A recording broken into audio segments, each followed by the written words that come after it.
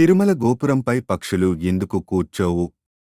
తిరుమల క్షేత్రానికి ప్రతిరోజు లక్షలాది మంది భక్తులు వస్తారు. ఆ మహత్తర ఆలయ గోపురాలు ఎంత ఎత్తులో ఉన్నా మీరు ఎప్పుడైనా గమనించారా? ఒక్క పక్షి కూడా ఆ గోపురంపై కూర్చోవడం లేదా ఎగరడం కనిపించదు. ఇది సహజం కాదు, వెనుక గొప్ప దైవ రహస్యం దాగి ఉంది. ప్రతిరోజూ జరిగే అర్చనలు, వేదమంత్రాలు, యాగాలు గోపురాన్ని పవిత్ర శక్తితో నింపేస్తాయి. ఆ దివ్య శక్తిని జంతువులు, పక్షులు తట్టుకోలేవు.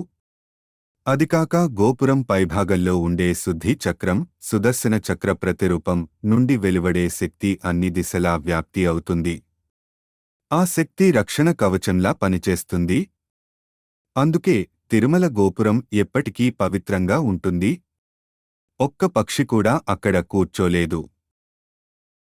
ఇది సాధారణ ఆలయం కాదని, దేవుని దివ్యశక్తి ఎల్లప్పుడూ అక్కడే నిలిచి ఉంటుందని ఇది నిరూపిస్తుంది.